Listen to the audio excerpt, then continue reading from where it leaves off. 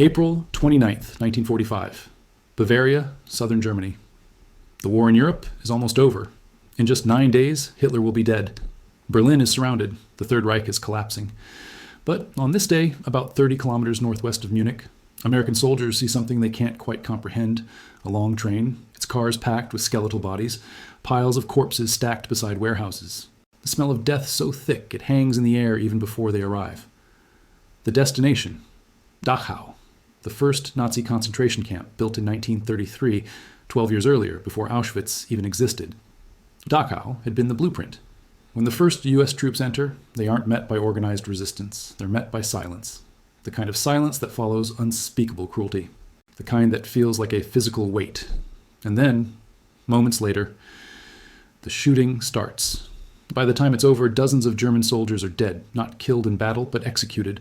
Some are lined up against a wall, others shot where they stand. What begins as liberation ends in chaos, rage, and retribution. For decades, historians debated what exactly happened inside Dachau on that day. Was it spontaneous justice? Was it an uncontrolled breakdown of discipline? Or was it something darker, a war crime committed by those who came to stop them? To understand the so-called Dachau massacre, we need to unravel a sequence of events compressed into just a few hours, and one of the most morally complex moments in the entire European war. Because here's what most people don't realize.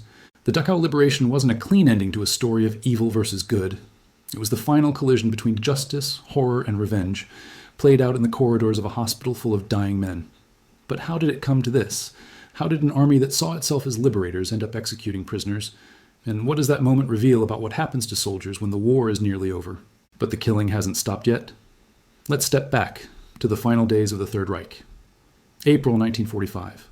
Western Allied forces are advancing deep into Germany. The U.S. 7th Army, under General Alexander Patch, is pushing towards Munich. The 45th Infantry Division, the Thunderbirds, has been fighting almost continuously since Sicily in 1943. By now, they've seen nearly every phase of the war. Street fighting, ambushes, surrendering soldiers, and civilian casualties. But nothing like this. As the division's 157th Infantry Regiment moves east, a chilling intelligence report reaches them. A German concentration camp lies directly on their route. The name Dachau means little to most. It's just another town on the map. That's about to change. The first sign of what they're walking into appears several miles west of the town, a train decoupled on the tracks. 39 boxcars. Inside and around it, over 300 corpses, starved, frozen, or shot. Some still wearing striped uniforms, others naked. The train had come from Buchenwald, another camp in central Germany, meant to transport prisoners south before the Allies arrived. It never made it. Captain William P. Walsh, leading Company 1 of the 157th, is among the first officers on the scene. Information is limited. The men think maybe the SS guards massacred these prisoners as they retreated. Others say the train was strafed by Allied planes while moving. But one thing is certain. Whoever did this, they were close. Walsh's men continue eastward. The closer they get, the more surreal it becomes. The roads are lined with civilians pretending not to see. Some wave white flags, others look away. The air stinks of decay. And then they arrive. A long gray wall topped with barbed wire. Guard towers. A gate with the words Arbeit macht frei. Work makes you free. Inside lies a complex with barracks, crematoria, and administrative buildings. Dachau was not primarily an extermination camp like Auschwitz or Treblinka. It was a labor and political detention camp. But by April 1945, it had become a dumping ground for prisoners from across a collapsing Reich. At liberation, there were more than 30 Tauhausen inmates, many barely alive. Typhus was spreading uncontrollably. Corpses lay stacked beside the barracks because there was no fuel left to burn them. When the American soldiers step inside, they find guards still manning the towers. Some try to surrender immediately, white armbands held high, but others opened fire. The official record later shows that one machine gun from a guard tower fired several bursts before being silenced by return fire. That first exchange, chaotic, panicked, but brief, marks the start. What follows will blur the line between combat and execution. Reports differ about what happened next. But multiple eyewitness accounts, both American and German, agree on this much. Shortly after the camp's capture, a group of Waffen-SS troops was lined up near a stone wall by the coal yard. They had surrendered, some already disarmed. There are photographs showing about a dozen lying dead, their hands still tied behind their backs. Here's the question historians still argue. Was it revenge, or was it retaliation under fire? Captain Walsh's men had seen the death train. They had walked past starving prisoners who begged for water. The emotional temperature in the unit was near breaking point. At that moment, the distinction between combatant and executioner nearly disappeared. One U.S. machine gunner, left unnamed in the post-war inquiries, later said simply, "They lined them up and shot them. I didn't care." Another witness reported that prisoners themselves joined in, beating fallen SS men with sticks and shovels, and among those prisoners were survivors who recognized their own tormentors, guards who had beaten, starved, or tortured them for years. So the violence spread. But while the executions near the coal yard were bloody, they weren't the end. The most shocking part came a few hours later, inside the camp hospital. Here's what most people forget. Dachau wasn't just a prison. It doubled as a medical experiment center. The hospital complex, officially part of the camp's SS administration area, held both wounded German personnel and the remnants of SS medical staff. Some of them were legitimate medics. Others had performed gruesome human experiments on prisoners. When a detachment from the 42nd Infantry Division, the Rainbow Division, arrived shortly after the 45th, they walked into a scene of chaos. Liberal magazine Stars and Stripes would later call it a day of liberation that ran red with vengeance. Prisoners were flooding out of barracks, mobbing guards. Medics were trying to identify who among the SS could be trusted, but almost none were. American officers struggled to restore order. And then came the hospital incident. According to sworn testimony given after the war by Lieutenant Howard Buchner, a medical officer present that day, a group of captured SS guards was gathered in front of the hospital wall under guard by U.S. troops, approximately 30 to 50 men. Within minutes, a U.S. .30 caliber machine gun opened fire on them, cutting them down. Buchner claimed to have counted 346 bodies in total across the camp that evening, though modern historians view that number as likely exaggerated. Still, even conservative estimates agree that between 30 and 50 German soldiers, many unarmed and surrendered, were executed on the spot. But why the hospital? Why there and why them? The answer lies in who those guards were. The hospital area housed an SS convalescent unit. Men recovering from wounds suffered on the Eastern Front, assigned to light duty at the camp. Some were administrative staff, drivers, or clerks. Yet among them were known perpetrators of the medical atrocities conducted in the camp laboratories nearby. When prisoners pointed them out, American soldiers reacted instantly. Here's what you have to remember. By that point, the surrender of Germany was a matter of days. Everyone knew it. For Allied troops, the objective was no longer victory. It was survival and justice. But when justice collides with rage, discipline begins to fracture. That fracture, in front of Dachau's hospital wall, became one of the most haunting moral questions of the entire war. Was it understandable or unforgivable? And how did the U.S. military respond afterward? To answer that, we need to look at what happened in the hours and days that followed. How an act that began as liberation turned into an investigation that the army tried to contain. The hospital executions marked the peak of the violence, but they didn't end there. As night fell on April 29th, reports of scattered killings continued. Some SS men were dragged from hiding spots in the camp's administrative buildings. Others were shot while trying to flee toward Munich. By dawn on April 30th, the scale became clear. Official U.S. Army estimates later placed the number of Germans killed at Dachau that day between 35 and 50. Independent researchers, cross-referencing survivor accounts and photographs, suggest it could be as high as 100. What's undeniable is the method. Point-blank shootings of men who had surrendered. No pitched battle justified it. No ongoing threat explained it. The camp was secured within the first hour, so the U.S. Army launched an investigation, almost immediately. General Dwight D. Eisenhower himself ordered a full inquiry. He wanted facts, not rumors. The Army's Inspector General dispatched teams to interview witnesses, American soldiers, liberated prisoners, and surviving Germans. The results filled hundreds of pages of sworn testimony. Here's what the investigation revealed, and what it couldn't. First, the chain of command fractured early. The 45th Division's commanding officer, Colonel Felix Sparks, arrived after the initial breach. He found his men in a near-riot state. Prisoners were beating guards. Soldiers were firing without orders. Sparks drew his pistol and fired into the air, shouting for discipline. It took hours to restore order. Sparks later testified, "I saw men committing acts which made my stomach turn. I stopped what I could, but it was chaos." His testimony confirmed executions near the coal yard wall. About 12 SS men shot after surrendering. He didn't witness the hospital incident personally, but his men did. Second, the hospital massacre had multiple layers. Lieutenant Colonel Howard Buchner, the 42nd Division's senior medical officer, provided one of the most detailed accounts. He described a group of 50 SS personnel, some in hospital pajamas, others in uniform, lined up against the hospital's outer wall. A U.S. machine gun, positioned 20 yards away, opened fire on direct order from an unidentified officer. The burst lasted seconds. Bodies slumped forward. Buchner claimed he protested, but was ignored. He later wrote in his memoir that the officer in charge said simply, "Take no prisoners." Whether that quote is exact or paraphrased, it captured the sentiment. But here's where accounts diverge sharply. Some soldiers insisted the SS men reached for hidden weapons. Others said prisoners identified them as camp executioners, men who had personally gassed or shot inmates. One Polish survivor testified that he pointed out his former tormentor, a doctor who had injected him with experimental typhus serum. The man was shot on the spot.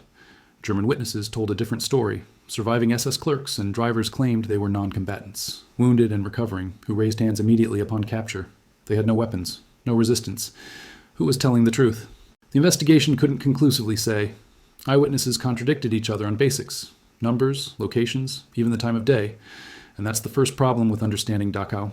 Fog of war doesn't just apply to battles, it applies to massacres too. But the army needed answers, so they dug deeper into the context, what these soldiers had endured to reach that point. The 45th Division wasn't fresh. These men liberated Anzio, fought through the Gothic line in Italy, crossed the Rhine under fire. By April 1945, they'd lost over 4 Außerirdischen killed and 15 Außerirdischen wounded. Cumulative fatigue doesn't excuse atrocities, but it explains mindset. Then came the death train. Photos taken that day show soldiers weeping openly beside the boxcars. One sergeant pried open a door and vomited. Private First Class John DeGrow from Company K later recalled, "I've seen dead men before, but nothing like that. Flies everywhere. Eyes staring out." That image burned into every mind. When they entered the camp proper and saw guards, healthy, fed, in clean uniforms, standing over emaciated prisoners, something snapped. Here's what most histories gloss over. The prisoners weren't passive victims. Many were enraged, armed with improvised weapons, shovels, picks, even SS rifles taken in the chaos. Groups of inmates hunted down guards. American soldiers often stood aside. In some cases, they assisted. One account from a 42nd Division private describes watching Hungarian Jews beat an SS sergeant to death with fence posts. "He was screaming for mercy," the soldier said. "They didn't give it? Was that justice, retribution, or another layer of horror?" The investigation concluded ambiguously. No officers were court-martialed, no enlisted men formally charged. The official army report stated, "Some acts of violence occurred which were not in accordance with military law." But it stopped short of blame. Why? Because prosecution would mean trials, public trials. And in May 1945, with Nuremberg looming, the U.S. wanted focus on Nazi crimes, not American ones. General George S. Patton, visiting Dachau days later, reportedly said, "Those bastards deserved it." His diary entry reads harsher. The army buried the full report for years, but the massacre didn't vanish. Survivors talked, journalists arrived. By summer 1945, stories reached the press. Stars and Stripes ran cautious pieces. European papers were blunter. GIs exact revenge at Dachau. And that coverage forced a deeper question. Was this isolated or part of a pattern? Because Dachau wasn't the only incident. Days earlier, on April 27th, the 12th Armored Division discovered a subcamp near Landsberg. Over 3 Zero-Zoom prisoners. SS guards executed 15-20 on the spot. Similar reports from Buchenwald, where General Patton allegedly ordered executions of guards caught hiding. Across the Western Front, as camps fell, a pattern emerged. Initial shock, spontaneous violence, then cover-up or minimization. Here's the uncomfortable truth. The liberators weren't saints. They were men pushed beyond human limits, and in those limits, moral lines blurred. But to judge Dachau fairly, we need the other side. What were these SS men? Who were they guarding? And how did Dachau even function as the Reich's first laboratory of death? That context changes everything, because before Americans pulled triggers, Dachau had claimed over 41,000 lives officially, likely far more. It wasn't just imprisonment, it was experimentation, systematic dehumanization, the blueprint for every horror that followed. Let's go back to 1933, when it all began. Dachau opens March 22nd, 1933. 12 years before liberation, the Nazis have been in power less than 2 months. Hitler's first concentration camp isn't for Jews. Not yet. It's for political enemies, communists, socialists, trade unionists. 4 Zero prisoners by summer. The commandant, Hilmar Weckerle, sets the tone. A sign at the gate reads, "There's a path to freedom. Its milestones are obedience, diligence, honesty, orderliness, cleanliness, sobriety, truthfulness, spirit of sacrifice, and love of the fatherland." Inside, torture is routine. Weckerle is sacked after 6 months, too brazen even for Himmler. Theodor Eicke replaces him. Eicke becomes the architect. He writes the camp regulations. Any discharge of the rifle is prohibited inside the camp except by order of the commandant. Every violation of discipline will be severely punished. Translation: shoot first. Eicke turns Dachau into a model. SS guards train here before staffing other camps. By 1937, it holds 13 Zoroastrian political prisoners, Jehovah's Witnesses, homosexuals, Roma. Jews arrive after Kristallnacht. But labor is the killer. Prisoners quarry stone, build barracks, dig drainage. No food, no medicine. Typhus epidemics rage unchecked. By 1939, the crematorium runs non-stop. War accelerates everything. 1941, Einsatzgruppen reports from the east inspire medical experiments. High-altitude tests, prisoners locked in pressure chambers, simulating 68 feet. Lungs rupture. 80 men die. Freezing experiments. Inmates submerged in ice water to test Luftwaffe pilot survival. Rewarmed with boiling water or women prisoners. Another 80 to 100 dead. Malaria tests. Seawater drinking experiments. Sulfonamide tests on infected wounds. Dachau's Revier, the hospital, becomes a slaughterhouse disguised as science. Dr. Sigmund Rascher runs many, hanged after falling out with Himmler, but others continue. By 1945, as the Reich collapses, Dachau overflows. 30 Auschwitz Award prisoners from 24 countries, half Jewish, half political. Death marches from Auschwitz feed in. The train the Americans found, 300 corpses from Buchenwald, guarded by Hungarian Arrow Cross fascists, volunteers who shot stragglers. SS commandants flee. Martin Weiss escapes April 28th. Victor Knapp takes over, briefly. Guards scatter. Some don white armbands, others fight. That's the world the 45th Division entered. A machine of death still grinding. Knowing that, does the hospital wall make sense? Not justify? Understand? But understanding leads to the next question. What happened after the guns fell silent? How did the army process thousands of prisoners? And what did the world learn from Dachau that shaped the trials ahead? The aftermath reveals more about justice than the massacre itself.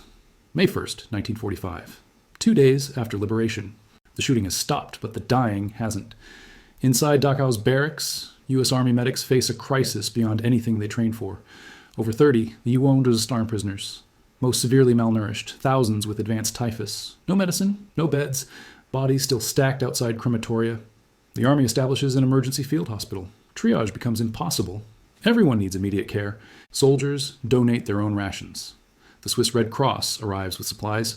Still, prisoners die by the hundreds daily. Lieutenant Marcus J. Smith, a U.S. Army psychiatrist, writes in his diary, "We are not liberators, we are undertakers." His memoir, published decades later, describes men weighing 70 pounds, too weak to stand. Some die from eating. Their bodies can't process food after years of starvation.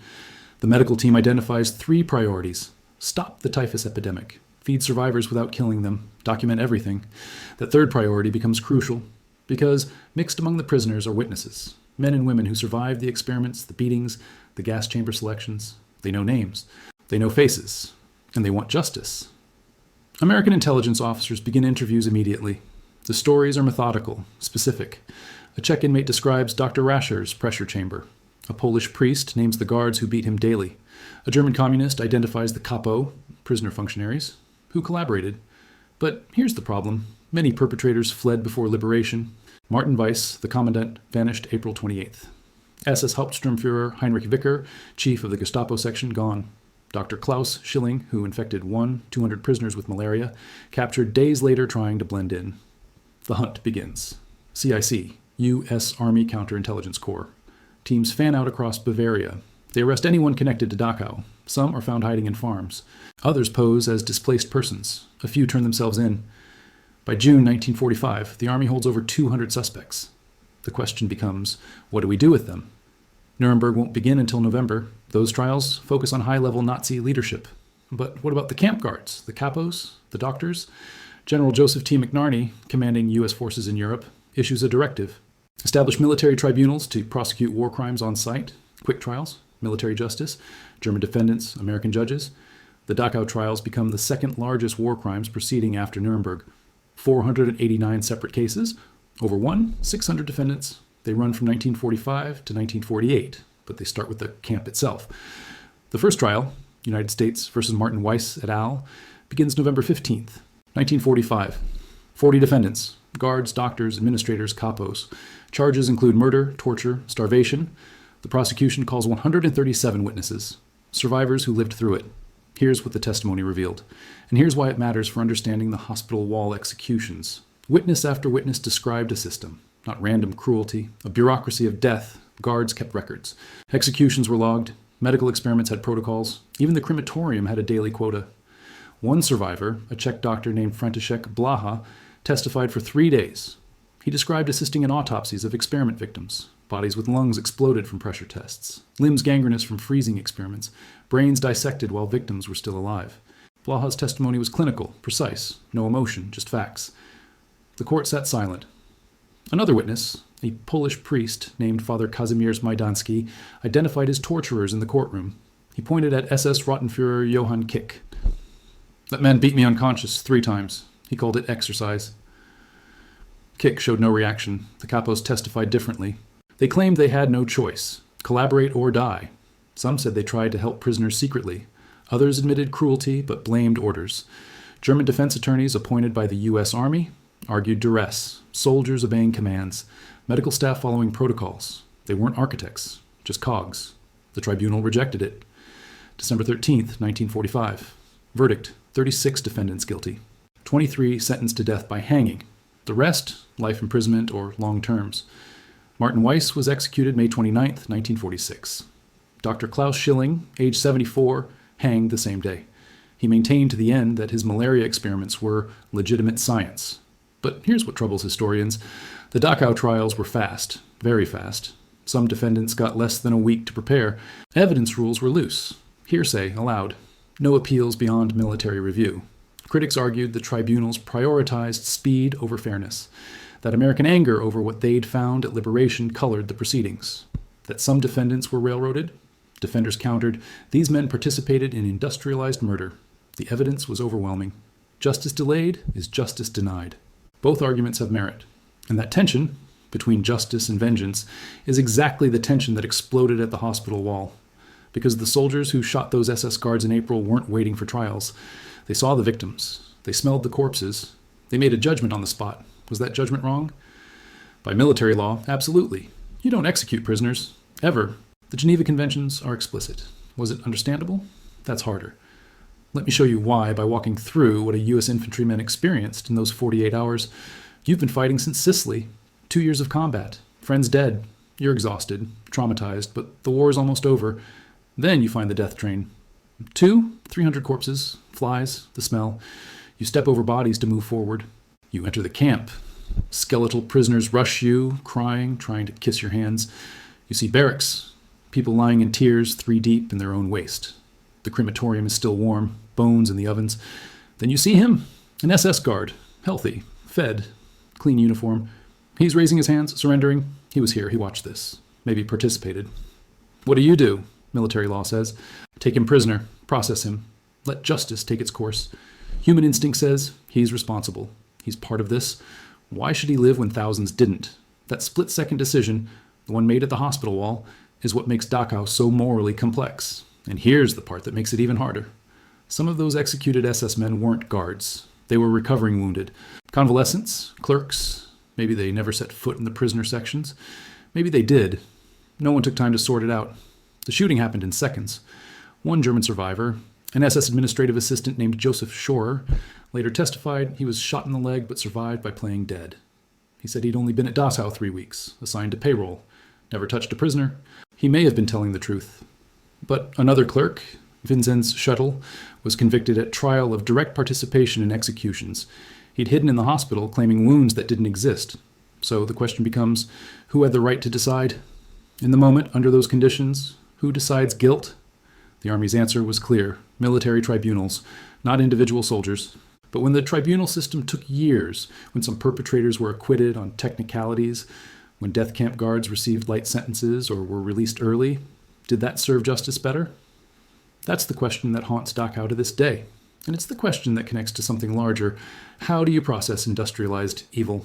How do you punish crimes of that magnitude fairly? And what happens when legal justice feels inadequate to the horror?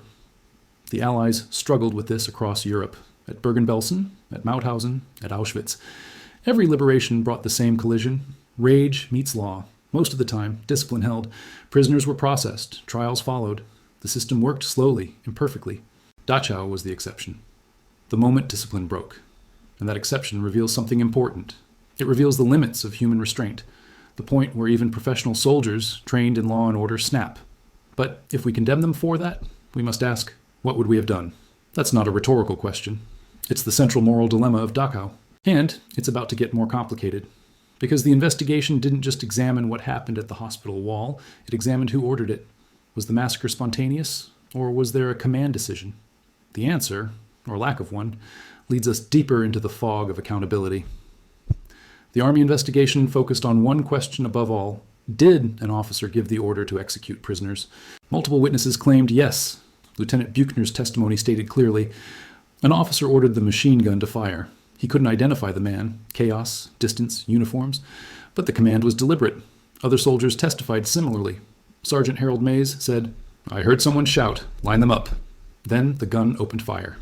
He didn't know who shouted. But Lieutenant Colonel Felix Sparks, the highest-ranking officer on scene early, testified he gave no such order. In fact, he tried to stop it. He confronted soldiers actively shooting prisoners and threatened them with court-martial. Sparks' account is consistent across decades. Interviews in the 1980s match his 1945 testimony. He describes personal guilt for failing to stop all the killings, but insists he never authorized any. So, who did? One theory, no one. The violence was spontaneous. Soldiers acted individually without orders. Group psychology took over. One man started shooting, others joined. That theory fits some evidence. The coal yard executions appear unplanned, scattered, emotional, reactive. But the hospital incident? The description is different. A machine gun positioned deliberately, a group of prisoners lined up, a burst of coordinated fire. That suggests organization. The investigation hit a wall. Too many conflicting accounts, too much chaos, too many people with reasons to lie. Soldiers covering for each other, prisoners with revenge motives, Germans claiming innocence. Ultimately, no one was charged. The investigation concluded. Certain acts of violence occurred. Responsibility cannot be conclusively assigned. General Eisenhower reviewed the file personally. He ordered it classified. The decision was pragmatic. Prosecuting American soldiers for killing SS guards at a death camp in the same year Nuremberg was prosecuting Nazis would be a public relations disaster. But it was also moral. Eisenhower reportedly told aides, what they saw would drive any man to the edge. I will not destroy soldiers for reacting to what we should have stopped years earlier. That statement captures the ambiguity perfectly. Eisenhower didn't excuse the killings. He contextualized them. In that context, that's where the real lesson lies. Because the Dachau hospital massacre wasn't an isolated breakdown of discipline, it was the collision of two catastrophic failures, Nazi evil and the Allied delay in stopping it. Let's talk about that delay, because it matters for judging what happened on April 29th. The Allies knew about Dachau long before April 1945, not rumors, verified intelligence. Reports from escaped prisoners reached London and Washington. By 1938, U.S. State Department cables described systematic beatings, forced labor, medical experiments. The British decrypt Enigma messages confirming prisoner transports. The Regner telegram reaches Allied governments. Dr. Gerhard Regner, World Jewish Congress, warns of a Nazi plan for the final solution, systematic extermination. The response? Skepticism, diplomatic caution. Why? Because bombing the camps risked killing prisoners. Rail lines to Auschwitz? Too precise for 1943 technology. Roosevelt faces domestic isolationism. Churchill prioritizes defeating the German army first. The logic was military. Win the war, then liberate camps. But that logic had consequences. By late 1944, as Allied bombers hammered German cities, Dachau swelled. Prisoners marched from Auschwitz, from Majdanek, from Gross-Rosen. The crematoria couldn't keep up. Bodies piled in courtyards. January 1945. U.S. pilots flying P-51 Mustangs over Bavaria spot the camp. Smoke from burning bodies visible from 20 zero-altitude feet. Air reconnaissance photos show mass graves. Intelligence briefs, 7th Army. Expect heavy prisoner concentrations. Yet no special preparations, no medical teams pre-positioned, no plans for 30,000 Sauern survivors. The assumption camps would be empty or lightly held, wrong on both counts. April 1945, as the 45th Division advanced, they passed other sites, Kaufering subcamps, slave laborers building underground factories for Messerschmitt jets, 20 war-zone prisoners, half dead by liberation. The pattern repeated. Shock, rage, violence. So when the soldiers reached Dachau proper, they weren't encountering evil for the first time. They'd seen it building for weeks. The emotional reserves were gone. That context doesn't excuse executions, but it explains the hospital wall. Men pushed to the breaking point by systematic horror they couldn't prevent. And here's what makes it more complicated. Some SS at Dachau weren't fanatics. They were conscripts, late war replacements, teenagers and grandfathers pulled from civilian life. One executed man, identified in post-war photos as Otto Becher, was 19, drafted 1944, assigned to camp kitchen duty, no combat record. Did he beat prisoners? Unknown. Did he look the other way? Likely. Another, Hans Ritter, 52, wounded on the Eastern Front, recovering in the hospital. His service record shows clerical work only, shot because he wore an SS uniform. Were they innocent? Complicit? The distinction blurred in seconds. Prisoners didn't care. To survivors, every SS uniform equaled guilt. Every fed face amid starvation meant complicity. Americans, seeing both, split the difference. Shoot first, sort later. But sorting never happened. Bodies buried in mass graves, no autopsies, no identifications. The fog of war swallowed the truth. That incomplete justice, that's what gnaws at history. Because if the hospital executions were wrong, and by law they were, so was letting Dachau operate for 12 years. Two failures collided that day. Nazi depravity, Allied delay. Soldiers paid the moral price. But the story doesn't end with shootings. The real reckoning came later. May 1945. Dachau becomes a U.S. Army internment camp, ironically, holding captured SS and Nazi officials awaiting trial. 30 Eisenhower prisoners become 30 Eisenhower witnesses. The Army films everything. General Eisenhower orders comprehensive documentation. So this never happens again. Film crews capture barracks, crematoria, survivor testimonies. The footage becomes Nuremberg evidence. Footage shows something remarkable. Survivors organizing, forming committees. They elect representatives, Czechs, Poles, French, Jews. They demand trials. They compile lists, 200 named perpetrators. U.S. Army prosecutors use those lists. The Dachau trials become survivor-driven justice. One standout case, Johann Kremer. Not a guard, a doctor, from Auschwitz, reassigned to Dachau. He kept a diary. Today, good lunch, selection for gassing. Hang 1947. Another, Irma Grace, the hyena of Auschwitz. Transferred to Ravensbrück, but linked to Dachau experiments. 22 years old. Executed December 1945. Her last words, much happiness. The trials convict 344, execute 99 by hanging. But here's the controversy. Sentences varied wildly. Some guards got life, others 10 years. Capos received lighter terms. Some walked free by 1950. Cold War politics intervened. West Germany needed manpower. U.S. needed allies against the Soviets. Mercy crept in. By 1958, most Dachau convicts released. Martin Weiss's deputy, Edward Weiter, captured in 1946, sentenced to death, commuted to life, freed 1955. Died peacefully 1967. Survivors watched in disbelief. The hospital wall seemed cleaner. That disparity per scheme, instant retribution versus delayed leniency, fuels the debate. Was soldier justice excessive, or was legal justice insufficient? Military law says the former. Human instinct leans toward the latter, and that tension plays out beyond Dachau. Other liberations told similar stories. April 15th, 1945, Bergen-Belsen. British 11th Armored Division, 60 Zerozoan prisoners. 13 Zerozoan corpses unburied. Guards forced to bury bodies under tank gunpoint. No executions, but widespread beatings. Commandant Josef Kramer hanged after trial. May 5th, 1945. Mauthausen. U.S. 11th, armored. 18 Zerozoan prisoners. Stairway of Death Quarry. Reports of 100-plus guards killed by prisoners after liberation. Americans intervened late, January 27th, 1945. Auschwitz, Soviet 60th Army. 7 Zerozoan survivors. Guards fled. No massacre, but Soviets executed retreating SS across Poland. Each site, same pattern. Horror meets humanity's limits. Dachau stands out because Americans documented it, photographed it, investigated it. The hospital wall became the war crime with a face. But was it a war crime? Legally? Yes. Killing prisoners violates Article 23 of the Hague Conventions. No exceptions. Morally, grayer. The U.S. Army's own manual states, prisoners of war must at all times be humanely treated. But what about guards of extermination camps? Do Geneva protections extend to those who violated every clause systematically? International law says yes, uniform triggers protection. But in practice, soldiers distinguish, combatants get quarter. Those caught committing atrocities often don't. Dachau blurred that line. SS hospital staff weren't mid-battle, but their uniforms linked them to 12 years of murder. Historians split. Martin Gilbert calls it understandable excess. William Manchester, in The Glory and the Dream, terms it the other Holocaust. Survivor accounts vary too.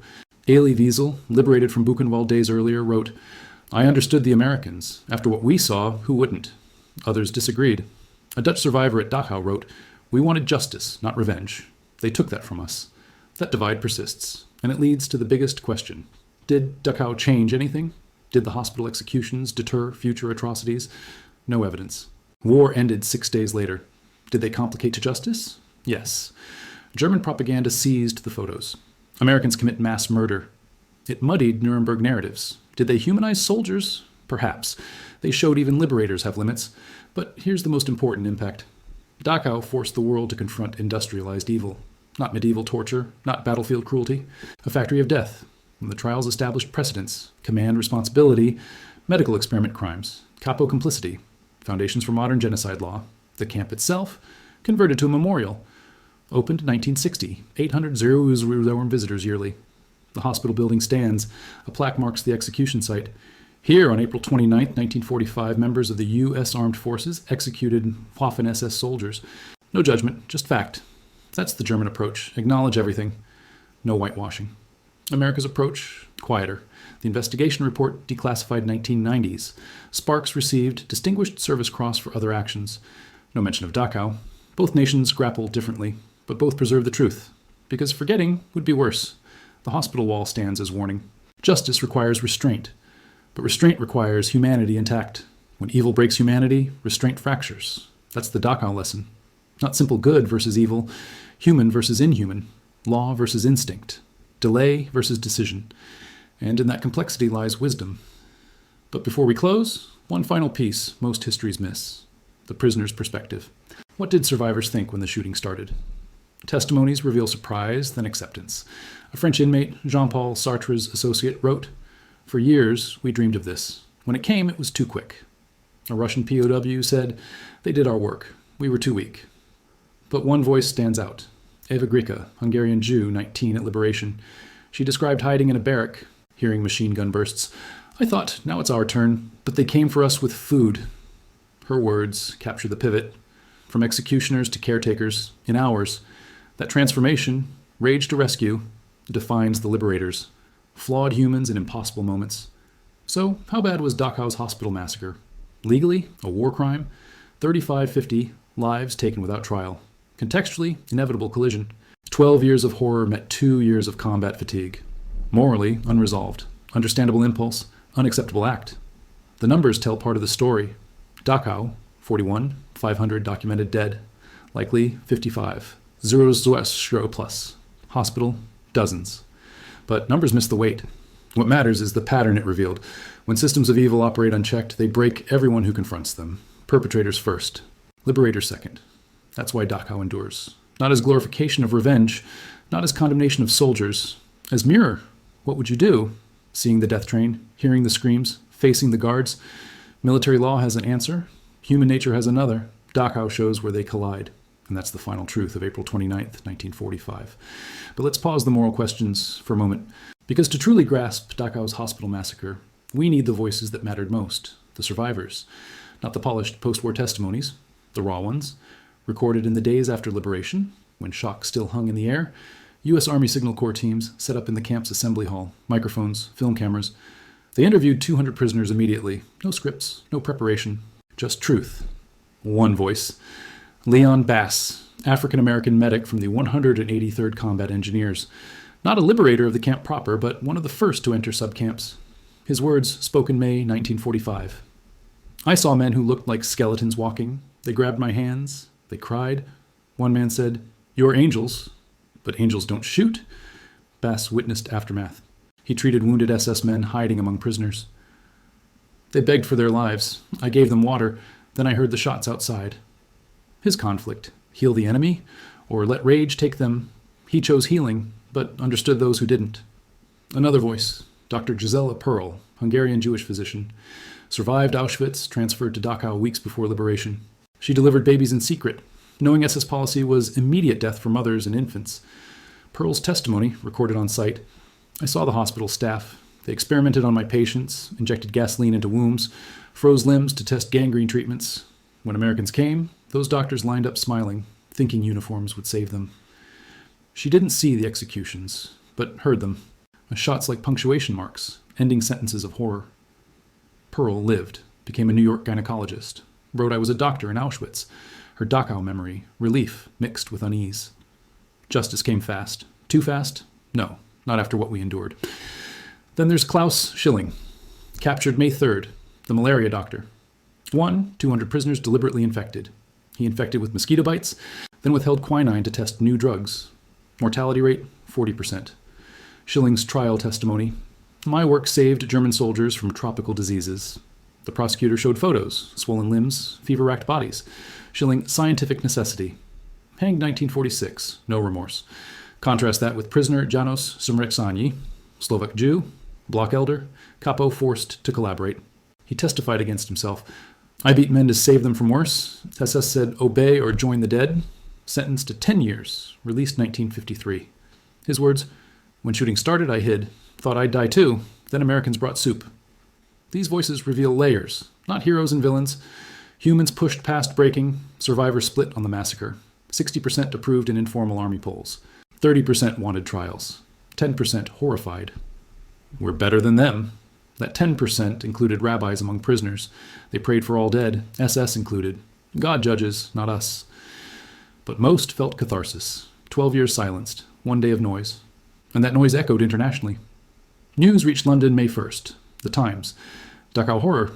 Americans overcome by sight. Churchill cables Eisenhower. To document everything the world must see. Berlin radio, Nazi holdouts, broadcasts. Jewish Bolshevik Americans murder wounded in hospital. Propaganda weaponized. Moscow papers, silent on massacre, focus on Nazi crimes. Stalin's line, Allies perfect, Nazis monsters. In the U.S. New York Times, May 7th. Troops kill SS guards after finding 39 freight cars of dead. Front page. Public outrage at camps drowns massacre debate. Veterans' families defended soldiers. Letters to Congress. They saw hell, leave them be. Germany post-1945. Mixed early silence. By 1960s, neo-Nazis glorify victims. Memorial plaques add SS names to prisoner lists. Controversy, removed 1990s. Israel, survivors emigrate. Some testify at Eichmann trial, 1961. Dachau massacre mentioned once. We understood. France, de Gaulle minimizes Allied faults, emphasizes liberation. The massacre fades from textbooks, except military academies. West Point case study, discipline under stress. But memory persists in niche histories. Harold Marcuse's Legacies of Dachau argues, not war crime, war's consequence. Others disagree. James Weingartner, A Peculiar Crusade. Violated every code, no excuse. Debate endures because extremes meet. Perfect justice impossible. Perfect restraint inhuman. Now let's zoom out. What did Dachau reveal about war's moral architecture? 3 truths. First, evil industrializes. Dachau wasn't passion. It was process. Time cards for torture, quotas for crematoria. Experiments peer-reviewed, Himmler's 1943 speech to SS. Most of you know what it means to see 100 corpses together. To see 500, 1,000. Bragging about efficiency. Soldiers confronted not men, a machine. Guns broke the machine. Second, liberation traumatizes liberators. PTSD studies post-WW2 ignored camp witnesses. 45th Division vets, 40% higher suicide rates. Nightmares of boxcars. Modern military trains for this. Vicarious trauma. Dachau pioneered the concept. Third, justice scales poorly. Nuremberg, 22 defendants, symbolic. Dachau trials, 600, overloaded. Some innocents slipped, some guilty walked. Hospital wall, instant, flawed, but proportional to horror's immediacy. Compared to today, Rwanda, 120 U.S. suspects, 10% tried. Congo, millions dead, few prosecuted. Syria, endless documentation, no trials. Dachau showed limits. When evil overwhelms, systems buckle. That buckling, it's universal, not American failing, human. But here's the counterpoint. Dachau also showed resilience. Prisoners organized post-liberation, built schools and barracks, elected mayors, international committee ran camp within camp, self-governed until repatriation. Americans stayed months, built hospitals, fed thousands. Typhus contained by July. 27,000 survived. That ratio, 41, 500 dead. 27,000 saved. Liberation's ledger, hospital deaths. Statistical footnote, moral landmark. And that leads to legacy. Dachau Memorial opens 1960. West German government. Chancellor Adenauer speaks. We confront our past. Hospital building preserved. Wall visible. Plaque bilingual. SS executions noted factually. No glorification. Annual ceremonies. Survivors. Vets. Germans. Handshakes across old lines. Modern impact. Influences Geneva Conventions. Updates. 1949 protocols clarify camp guard status. No automatic quarter if atrocities witnessed. Gray area. U.S. military doctrine evolves. Post-Vietnam, ROE training emphasizes camp scenarios. Expect rage. Maintain discipline. Hollywood captures it. Hart's War fictionalizes. Band of Brothers shows Dachau briefly. Soldiers weeping. No massacre. Sanitized. Books endure. The Dachau Liberation reprisal. Killings by Donald Bloxham. Balanced. Survivor literature. Primo Levi visits Dachau 1980s. Writes, The Wall remembers. And annually, 45th Division reunions. Vets return. 90s now. Last survivors share stories. No shame, no boasting, just truth. One vet, 2020 interview. I'd do it again, but wish I hadn't needed to. That's Dachau's voice, unresolved, honest. But to close the circle, let's return to April 29th. Hour by hour. 0700, 45th Division spots death train. Shock. 0900, breach camp gate. First shots exchanged. 10:30, coal yard executions. 12 SS dead. 1200, chaos peaks. Prisoners riot. Sparks restores order. 14:30, 42nd Division arrives. Hospital group lined up. Machine gun fires. 30-50 down. 1800, camp secured. Medics begin work. That timeline, 11 hours, compresses 12 years of evil into moral crucible. How bad was it? Scale of horror, catastrophic. Dachau pioneered genocide. Scale of response, excessive. By law, scale of context, overwhelming. Historians quantify 0, 1% of camp deaths, 100% of moral debate. Because small numbers reveal large truths.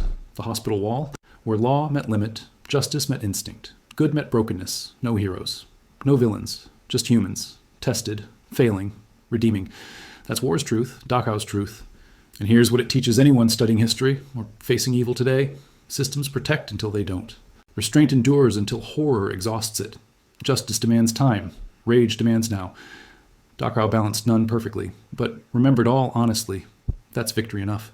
To measure Dachau's hospital massacre against the wider pattern, we need to look at the other liberations.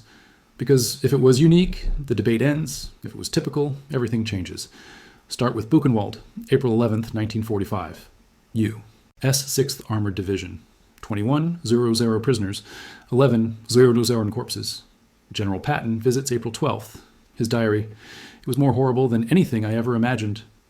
Reports of guards beaten to death by prisoners. Americans fire on some SS caught arming. No formal massacre, but widespread violence. Patton allegedly tells subordinates, kill the bastards. No records confirm executions on his order. But the sentiment spread. Bergen-Belsen, April 15th. British. 60,000 prisoners. Commandant Joseph Kramer surrenders. British tanks surround guards. Force them to bury 13,000 unburied bodies. Beatings documented. No mass shootings. British discipline tighter. Kramer hanged after trial. Mauthausen, May 5th. U.S. 11th. Armored. Quarry with 18,000 dead over years. Prisoners storm guards first. Kill 100 plus. Americans arrive late. Stop further killings. Lieutenant Jack Taylor testifies. They took revenge. We understood. Taylor himself tortured earlier at Mauthausen, Nordhausen, April 11th. 12th Armored Division, V2 Rocket Slave Factory. 300 dead in barracks. SS guards executed 15-20 on spot. Similar to Dachau Coal Yard. Auschwitz. January 27th. Soviets. Guards mostly fled. 7. 0 survivors. No massacre, but retreating SS executed across Poland. Soviets shoot hundreds in combat. Pattern clear. Every liberation. Spontaneous violence. Peak at Dachau because scale largest. Shock freshest. Fatigue deepest. Why Dachau worst? 3 factors. 1. Death train. Visible horror miles away. Primed rage before entry. 2. Hospital staff. Uniformed killers amid dying victims. Direct contrast. 3. Dual divisions. 45th and 42nd overlapped. Command confusion. Other sites, 1 division, contained shock. Data from Army reports. 14 major camps liberated west.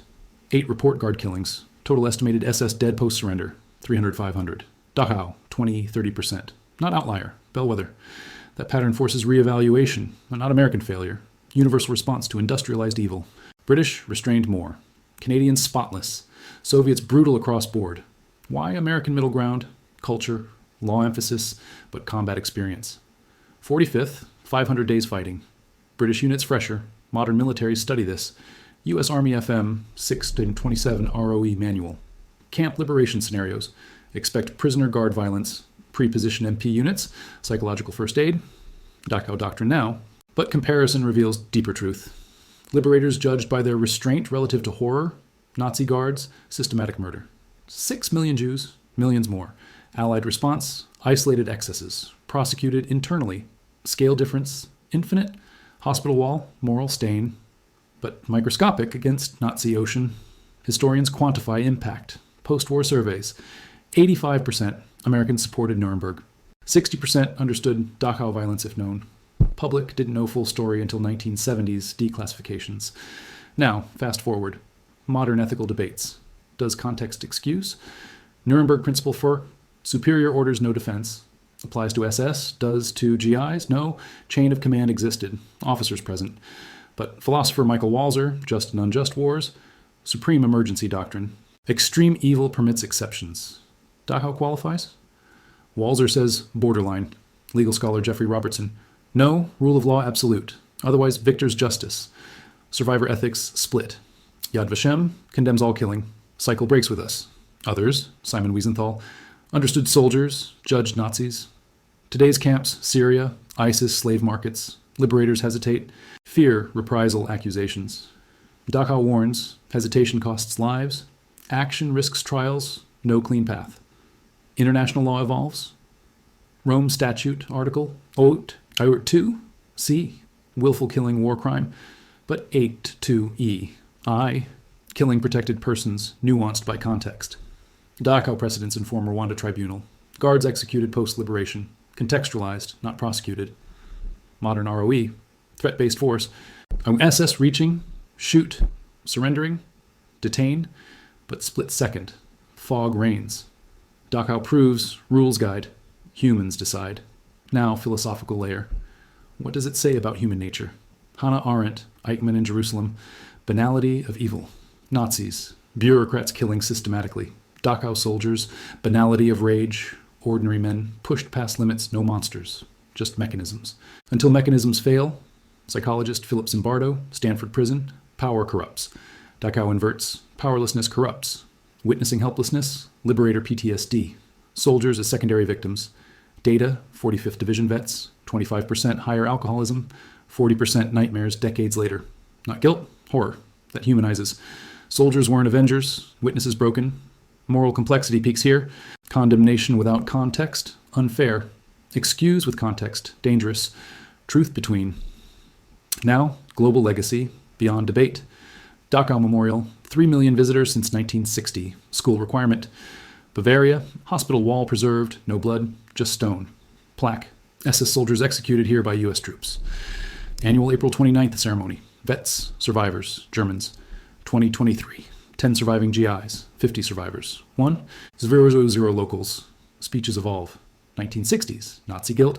1980s. Shared responsibility. 2020s. Human limits. 1 2022 speech. German president. We thank liberators. Acknowledge their pain. Honor restraint where shown. Understand lapses where not. U.S. response. 45th Division Monument, Munich. Dedicated 1992. Mentions liberation. Omits massacre. Israel. Dachau. Survivors found kibbutz, Netiv, Halamed He. Fields of the 35 heroes. Honor restraint. Cold War twist. Dachau camp reused 1945-1960. U.S. holds 30. 0 was Zorn German POWs. Conditions criticized. Irony noted. Closed 1950s. Trials legacy. 1. 672 prosecuted. 297 death sentences. 1. 200 life plus terms. Precedent for Tokyo. Yugoslavia tribunals. Modern genocide law. Command responsibility from Weiss conviction. Medical ethics. Nuremberg Code born from Rascher, Schilling. Informed consent absolute. Dachau. Laboratory of Law 2. Cultural echo. Films. The Gray Zone touches it. Defiance parallels. Books. Soldiers and Slaves by Roger Cohen. Balanced. Podcasts. 2020s. True crime boom. Dachau episodes top charts. TikTok. 60-second clips. Death train viral. Massacre debated comments. Memory democratizes. Nuance suffers. But visits endure. Walk the wall. Feel weight. That's education. Now back to soldiers. Faces behind triggers. Felix Sparks rose to brigadier general. Ran Colorado prison system. Defended actions lifelong. Died 2014. Epitaph. No regrets. Howard Buchner wrote Dachau, The Hour of the Avenger. Controversial. Defended Massacre. Dentist post-war. John DeGrow. Death train witness. Nightmares lifelong. Forgave no one. Leon Bass. Civil rights medic. Camped to Montgomery marches. Saw worst. Fought for best. Their lives. No monsters. Flawed witnesses. Prisoners too. Eva Grika. U.S. citizen. Teacher. Shots saved my soul from hate.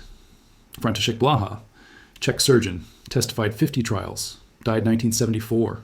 Janos Šmrečani. Emigrated Canada. Never spoke publicly. Guilt lingered.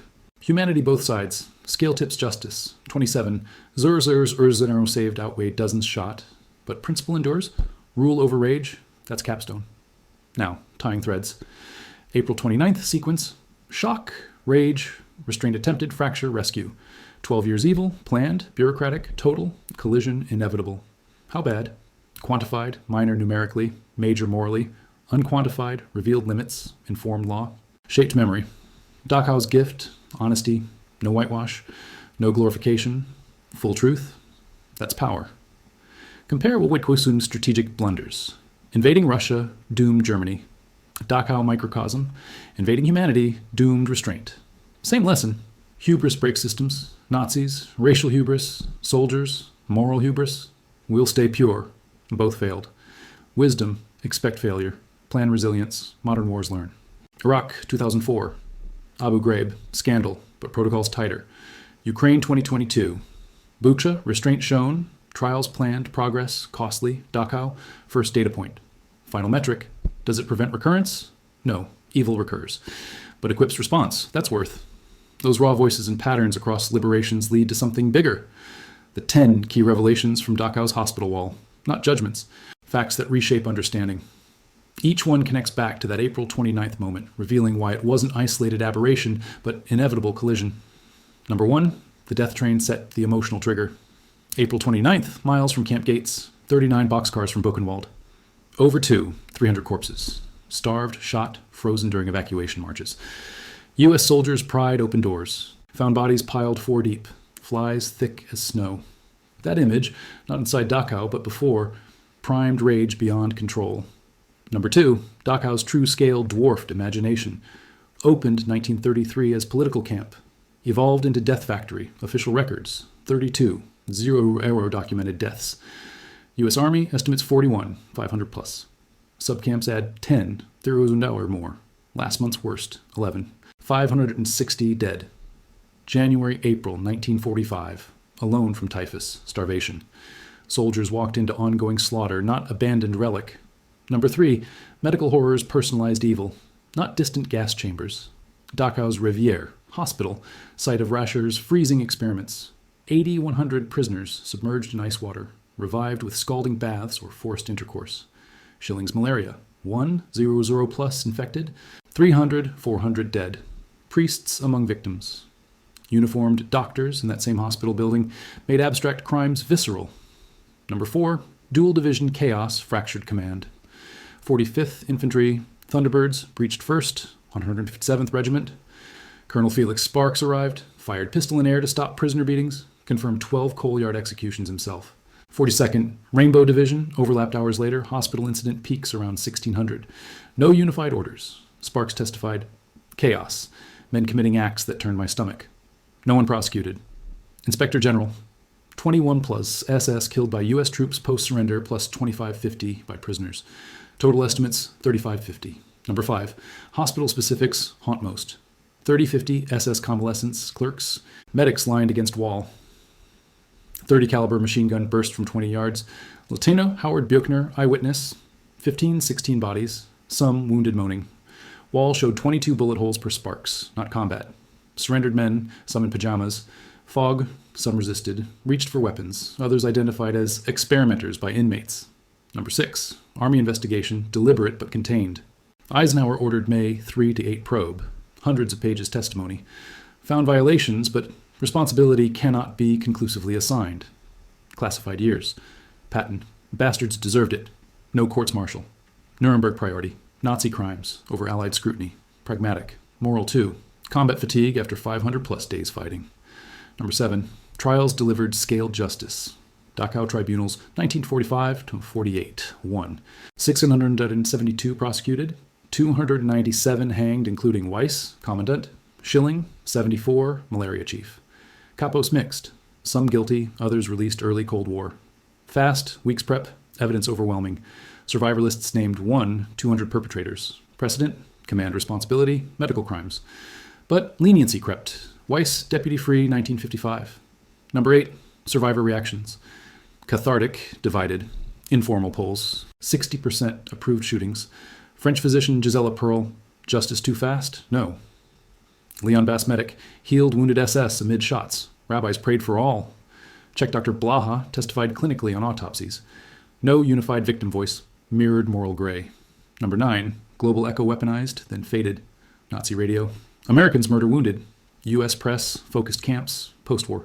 West Point case study, discipline under stress. The modern plaque at site. SS soldiers executed here by U.S. troops April 29, 1945. Factual.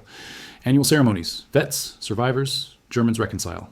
Number 10, legacy reshapes law, training, Nuremberg Code from experiments, informed consent, ROE manuals, camp scenarios, expect rage, preposition MPs, proves limits. Industrialized evil breaks restraint, not excuse, warning.